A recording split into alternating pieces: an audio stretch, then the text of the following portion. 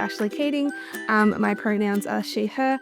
I currently live in Canberra. I have for the past 13 years or so, but I was born in Sydney. I'm currently studying a degree in international relations at the Australian National University, which has been a ride, to say the least. I have 2 chocolate Labradors who I sometimes prefer just hanging out with than actually having to do real life activities.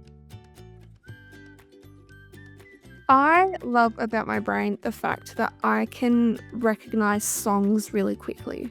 And I know that's really random, but that's always been like my really weird party trick, that if it's music that I really like, I'm then able to like pick it up with it like really quickly.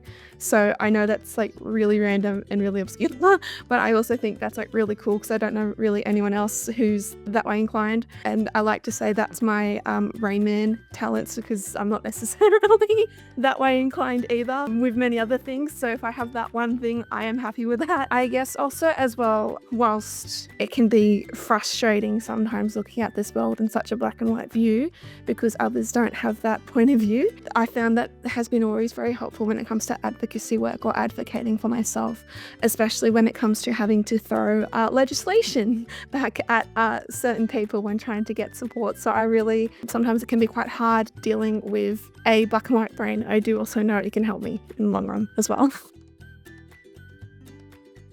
I was diagnosed in early 2005, I believe. I hadn't quite turned 5 yet, with what was then known as Asperger's syndrome, and that was after a period of time of my parents kind of fighting for a diagnosis whilst we lived in Coffs Harbour for a period of time due to my father's work. And up there, we were dealing with a wide variety of misdiagnoses and just people not necessarily understanding. When we happened to move back to Sydney, we got quite lucky that the paediatrician that we were seeing was kind of open to that new kind of, well, back then it was new, school of thought that autism is presented differently in females. So I do acknowledge there that I got very, very, very lucky. And then when it came to me getting ready for high school, they decided, she might not be autistic anymore. She has to go and get another diagnosis, which is crazy within itself. But then that also gave me the opportunity to get diagnosed with dyslexia and ADHD as well, which was also very helpful within my learning. And then also kind of dealing with that then was the change from the DSM-4 to the DSM-5. So then I've been dealing with kind of the problems of having a DSM-4 diagnosis for the past 10-ish years. Last year I went, stuff it, I'm just gonna do it again, even though I know the outcome. And lo and behold, I got diagnosed as autistic again. Wow, shocking, I know. The biggest times I've been exposed to that is through my education experience. At the moment, I am facing a lot of, to be frank, really like ridiculous barriers that were happening to me as a 5-year-old in kindergarten that it's still happening 20 odd years later in terms of accessing education, which is just absolutely insane. Having to deal with areas that don't have basic understanding of autism, such as like we need clear instructions on an assignment, or we might need things presented differently because our brains just work differently, and there's nothing wrong with that. Having to then go into environments where they're either not taught or they just refuse to do anything about it. It's quite weird. It feels like I've gone backwards within my life. We as a society, we like to think we've gotten better with understanding autism and neurodiversity, and I would say to an extent we have, but there's also areas of life that are still really archaic in their ways, and I think that's just such a weird experience being an autistic adult now. In my circumstance, we don't necessarily have as big of a neurodiversity or autistic-led community in the ACT as compared to, say, Melbourne or Sydney.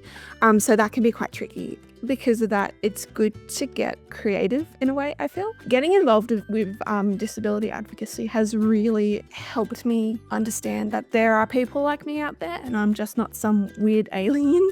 that I've always kind of had that mindset of from a very early age, which has been very helpful in the long run for not only my mental health, but just an overall general understanding of the world around me and the world out there, which has been really grateful. But I also think as well, just try and find things that are remotely interest you. For a period of time, I went to like craft afternoons at different places just to like go and talk to people and do craft, even though I have dyspraxia, so half the time I couldn't actually do the thing. I'm quite lucky in the sense of being at university at the moment. There are social groups and all that kind of stuff, just trying to put yourself out there with a lot of those kinds of groups with special interests. That has helped me. I have also felt, and I still feel to a degree, it's very hard to find your place, especially as an autistic woman. When it comes to finding your group, just really keep on trying. Ironically, I'll be honest, I was literally just in a situation like that before stepping into this meeting. So it is kind of funny in a way getting asked this. I think a couple of things I've learnt. So the biggest one being, don't be afraid to remove yourself from the situation if it's happening face to face. It's somewhat powerful in a way.